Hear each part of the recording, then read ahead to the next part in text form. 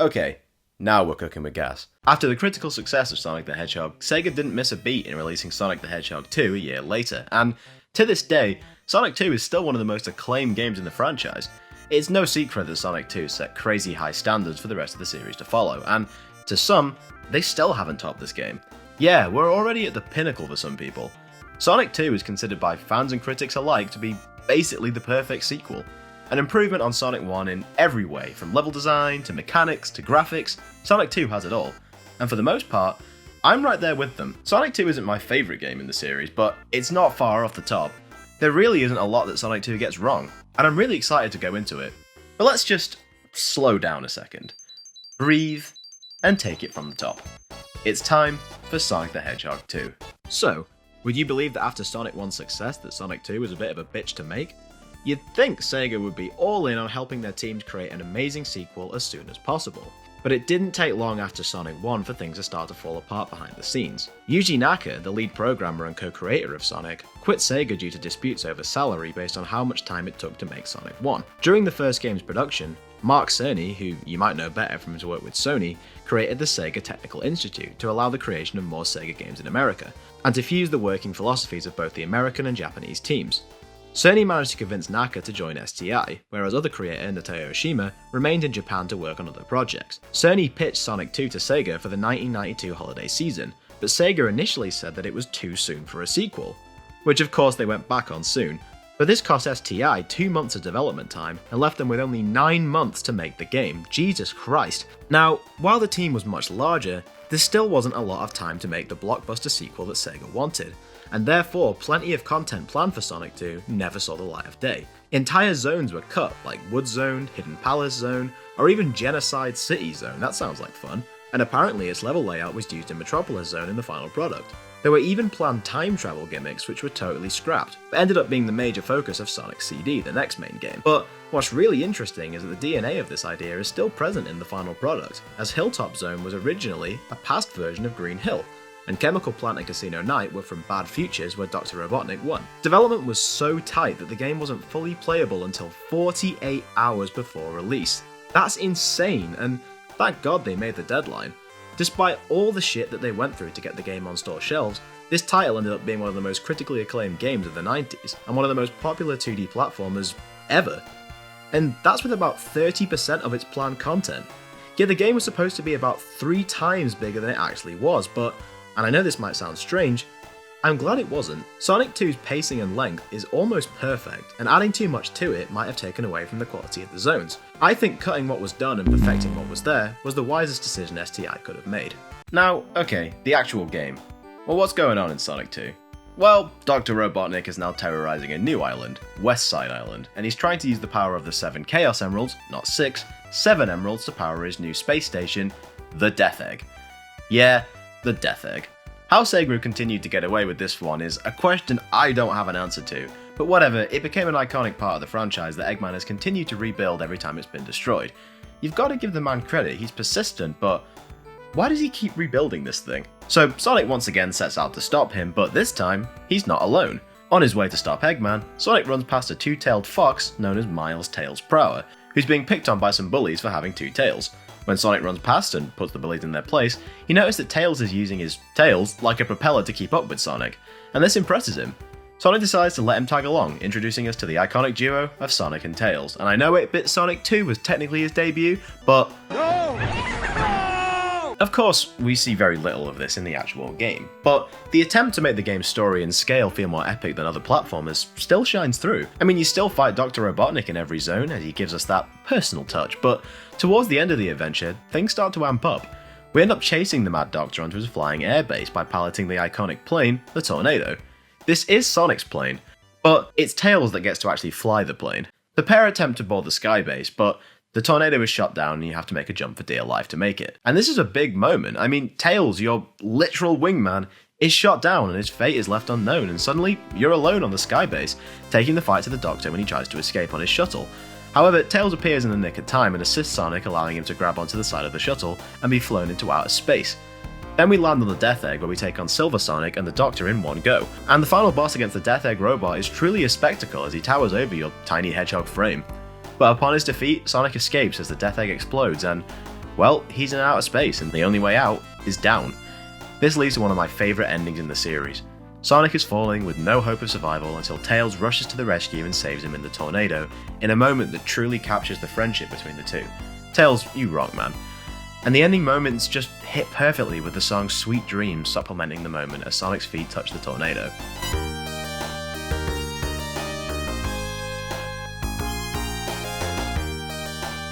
God, I love that. And then Sonic jumps off the plane for the ending shot. You fool! Tails just saved you, what are you doing? Of course, this is one of a few different endings. If you play the game as Tails, this is all in reverse. The ending is non-canon. Don't get me wrong, I'm sure Tails would have managed the job just fine, but it is called Sonic 2. Also, I love how Tails just falls for so much longer as there aren't any storyboard-like cutscenes in his scenario. If you collect all the Chaos Emeralds this time, Sonic will transform into Super Sonic in order to save himself from the fall, but as Super Sonic isn't available in the final boss normally, I feel this doesn't fit the ending as well. Still cool though. Am I looking too deep into this? Maybe, but I think it matters. For a 2D platformer released in 1992, this sort of thing sets Sonic apart from the crowd, and I appreciate the work that was put in to make this happen. As a game, Sonic the Hedgehog 2 is just a straight up improvement over the original in every single way. This is one of the few sequels I can immediately think of that doesn't really do anything worse than the original, and that's really impressive. The spirit of the game is basically taking the level design mentality of Green Hill Zone and Starlight Zone from Sonic 1, and building a whole game around that. For those not in the know, Sonic 1's levels are often bogged down by level structures and gimmicks that either made maintaining speed difficult, or nigh on impossible no matter how well you played. The exceptions to this were the aforementioned Green Hill and Starlight Zones, which were filled with shuttle loops, alternate routes to the goal, and lots of momentum-based challenges. The other levels weren't devoid of these things, but it was obvious they were still getting to grips with what made a great Sonic level. In Sonic 2, every single level mixes speed and platforming in a totally seamless way. There's way more loops, slopes, and gimmicks that emphasize speed, but you will still encounter obstacles that reward players who perform well with more consistent speed, resulting in a game that, when played normally, never really slows down. We'll go over the stages in more depth in a minute, but you're in for a good time with this one for sure. Sonic is about the same as he was before, with one massive addition that became an absolute staple of this series, the spin dash. By pressing down and spamming the jump button, Sonic will rev up on the spot and absolutely rocket in the direction you're facing. You can do a quick spin dash for some almost instant speed, or rev it up for longer distance rolls and jumps. The game still operates on momentum, and with the better stage design, you'll find there's plenty of opportunities to use a spin dash to set yourself off into a series of loops and springs. You can still simply just press down while moving to roll, but the spin dash eliminates the issue of becoming stuck in areas where it's hard to gain momentum. And if you spin dash and jump on an incline in the right spot, you can reach some higher areas with more goodies to find. The spin dash is straight up amazing, and this alone makes Sonic 2 superior to any of the games we've looked at to this point. Sonic 2 is also the game that introduced the speed boosters, which grant you instant speed. Some people hate this, but I don't mind it really. It's not like you lose control when you hit one, so it's okay. If anything, it adds to the roller coaster vibe that Sonic 2 flourishes in. There's no new power-ups in this game, and despite having the ability to play as Tails, he can't fly in the original release, despite the fact we see him doing it while following Sonic, the faker. So everything else is mostly the same, but it's the level design that truly makes this game shine. Sonic 2 has 11 zones as opposed to Sonic 1's 7. Although the zones only have 2 acts now, with the last 3 zones only having 1. Emerald Hill Zone is basically just a better Green Hill Zone. It's much quicker, gives us these awesome rotating roads, and lots of loops. But it breaks us in just as well as the original level does, with plenty of hidden areas to find extra lives in, and level design that demonstrates the momentum oh so well. It's then followed by Chemical Plant Zone, a stark contrast to Marble Zone, as this is one of the greatest stages in all of Sonic. This stage is literally a roller coaster. You can move so ridiculously quickly you have to wonder if Sonic even bothers to pay taxes. It's not like they'd ever catch him at these speeds. This level ends with a pretty infamous section where you must quickly climb these moving blocks that can easily crush you, while rising purple water threatens to have you drown. Very reminiscent of the water chase in Sonic 1's Labyrinth Zone. However, I don't think it's nearly as bad. Firstly, if you're quick enough, you can totally avoid the water, and considering there's no obstacles beside the blocks, I don't think it's nearly as hard to get past because they can't knock you back down. And if you want, you can just skip this part with a world-timed spin dash jump. No biggie. Gotta love that. Aquatic Lake Zone is the perfect kind of water level, and by that, it's a water level where you don't have to go underwater at all to win. Yeah, that's what it's all about. This game rewards you for playing well with a much faster and much drier route. If you do end up underwater, the mentality is still the same as previously, dash between the bubbles, but the spin dash makes it all less painful, and there's plenty of opportunities to escape from the cold grip of the water. This is such a great stage, and of course I stayed dry on my Sonic run like the expert I am. Please validate me. Then we have Casino Night Zone. This is such an iconic level as it introduced something the series would come back to many times, pinball. I mean, it makes perfect sense, right? Sonic is a character who rolls into a ball and operates on momentum. So, fuck yeah, put him on a pinball table where you use bumpers to send him flying and roll the slots to win huge ring payouts and extra lives.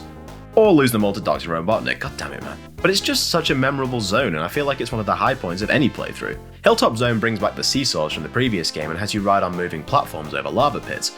However, by learning the level, you can skip many of these parts and progress much faster, or even jump off a lift to find a hidden area. It's not the most amazing zone ever, but it's still fun. Mystic Cave Zone was always one of my favourites. It's a fun mine level. A fun mine level. The cave is overgrown with vines, and by hanging on these, you can open up certain passageways or be pulled along, unless Tails decides to get on there first. Move! Move! Other than that, there's a lot of things here that can crush you, but your trusty spin dash should make quick work of all that, and there's plenty of slopes due to the minecart tracks. Now, I've been very positive so far. Maybe to some, it seems like I've got nothing bad to say, but to be honest, it's at this part of the game where I feel things start to drop off a little. Not by a lot, but I feel like things start to lose their luster. Oil Ocean is fine. The oil slides keep the pace up, and I like the green barrels that blast you across the screen, but I don't know, it's just not a very fun level in my opinion. It's sort of hard to figure out where to go as they often conceal things. It's not a big deal, but even when I know what I'm doing, I just find this level uninteresting. But then Metropolis Zone, oh god, this zone, goddamn, so like it's basically a much harder scrap brain zone. There's a lot going on here, and honestly for the most part, I do enjoy the ideas. Let's see, there's these screw heads which you run on to move up and down these big screws, then there's the steam platforms that send you high into the air if you stand on them when they raise, and there's shitloads of these bouncy spikes that send you bouncing up and down and all around depending on how you land on them. But let's be real, you're not going that fast in this zone, for 3 reasons, and those reasons are the 3 enemies that occupy this place. If Robotnik was ever successful at anything, it was creating this unholy trio of pricks that brings the progression here to a screeching halt. Okay, firstly we have the Asterons, an enemy starfish, I guess, that lives inside the walls. Okay, sure. If these fuckers spot you, they start moving towards you, and explode shooting their spikes in the direction a starfish would. This is just great if you're on one of those nail heads and get hit by a stray projectile, as you'll fall down and will need to off-screen the screw for the platform to respawn. Great. Then we have shellcrackers who can only be damaged from the back. So where do they put them? In places where you're either likely to roll into them after a ramp, or under low ceilings making jumping over them very difficult. Then we have slicers, the worst of the bunch. These guys like to throw their little claws at you, and they are always placed in stupid locations that make avoiding them nearly impossible. You really just have to brute force it, but it's not the end of the world, really. Until you realise this zone has 3 acts. God, I remember my jaw dropping when I first saw Act 2 end with a signpost, because that could only mean, yep, more bullshit.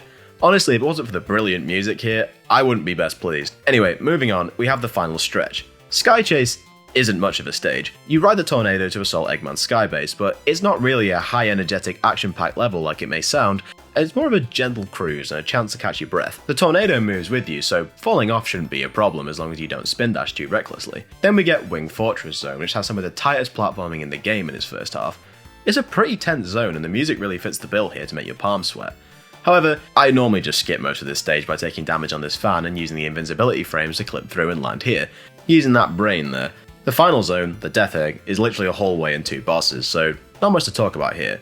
But it's a good segue, isn't it? Boss fights. Once again, we are dealing with the Mad Doctor's shit, and I'd say the bosses are better than the last games, but not still like amazing or anything like that. Once again, the idea is just to damage the bosses as much as you can, as fast as possible, and they work, you know? There's definitely more opportunity to just nail Robotnik. Look at the Hilltop boss, he didn't stand a chance, but there's nothing remarkable until the ending where you have the double fight with Silver Sonic and then the Death Egg robot with no checkpoints and no rings.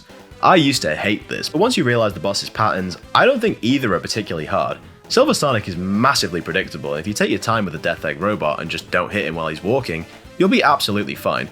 He always follows the same pattern, so just watch for that and you'll win for sure. But it's just such a more epic and dramatic finale than in Sonic 1, as you can see the backdrop of space outside. It's great stuff. But, of course, that's not everything Sonic 2 has to offer. The Chaos Emeralds are once again the main optional challenge this time, and there's 7 to collect here. Just like Sonic 1, you'll have to enter a special stage to collect the emeralds, but in order to do that, you'll need to collect 50 rings and pass a checkpoint, where some sparkles will appear for you to jump into. That's so much better than needing to enter a special stage at the end of a level with 50 rings, as it means you have way more opportunities to nab the emeralds, and there's often checkpoints near a whole bunch of rings to give you easy access. I managed to get 6 of the emeralds before even leaving Emerald Hill.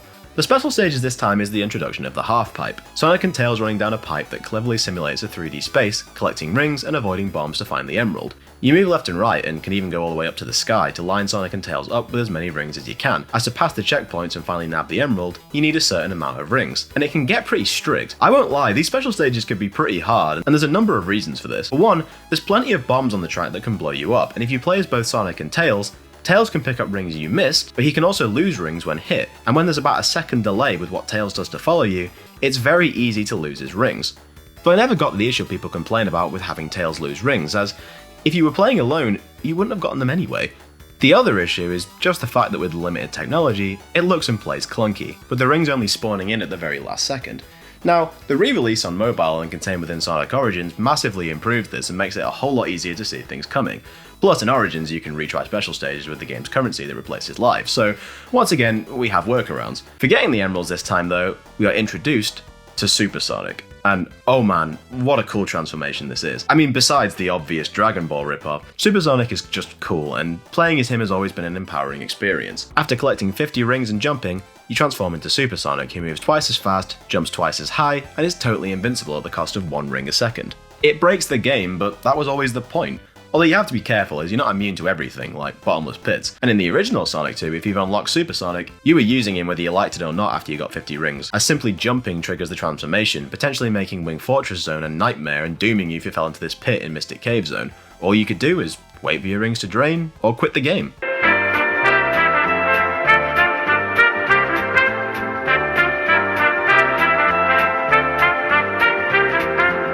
The remaster alleviates the issue by giving the transformation a dedicated button, and that's great, but as a whole, getting Super Sonic here really breaks the pace of the game. Like playing Sonic 2 stage to stage, the pacing is phenomenal. You get into such a great flow state, but the special stages aren't short, they can be pretty lengthy, especially if you fail them in the original. I don't really like getting the emeralds, and I'd rather just enjoy the game, and I think the quote-unquote best ending doesn't even hit the same. What else can we do with this game? Well, obviously in re-releases, Tails can fly, and well, that's fun and all. The game isn't really built for this, so therefore it's not that special. Knuckles is playable in Sonic 2 in remasters, and even in the original if you attached it to the Sonic & Knuckles cartridge. He has a bit of a hard time because he can't jump as high as the others, which is especially noticeable in boss fights, but it's not that bad and a different way to play the game. Origins has those missions I mentioned, and they're fine again, but I'm going to use this as a chance to bitch. This fucking challenge is legit hell to get an S rank in. Like, what the fuck were they thinking, taking the chill sky chase and make it like flying through the skies during the Vietnam War?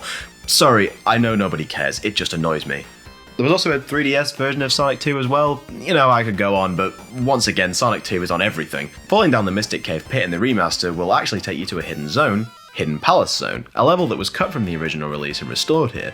And it's great to see stuff like this happen, literally restoring lost Sonic history there. And it's a fun zone and almost gives us a sneak peek of things to come. Sonic 2 also has multiplayer. If you plug in a second controller while playing as Sonic and Tails, player 2 can control Tails.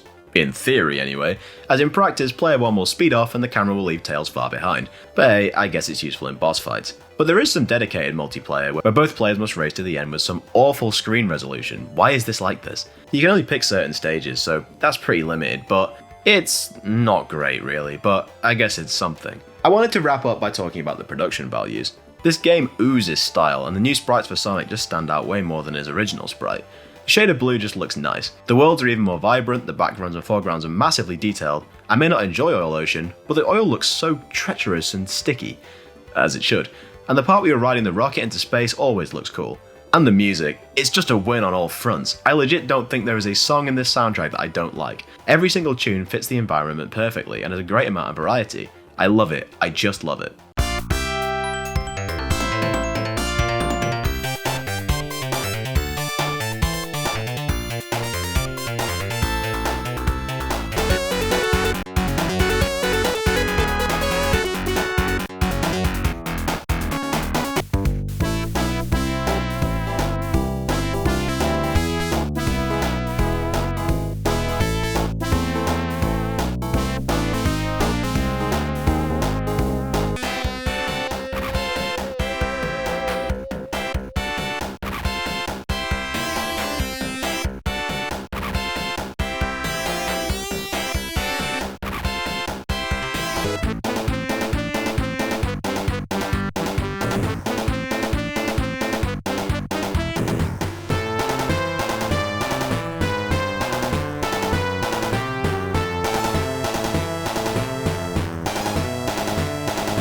Sonic 2 as a sequel, as a platformer, as a Sonic game, is phenomenal. Its pacing is, to this day, some of the best in the franchise, if not the very best, and despite me not really jiving with the special stages, I can play this game by just ignoring that and focusing on what it gets so right. If you haven't played this, please do. I'll never tire of Sonic 2, and I think that really speaks for its quality. Okay, so up next for Sonic is Sonic CD. Wait, hang on, wasn't there some spin-offs at this point already?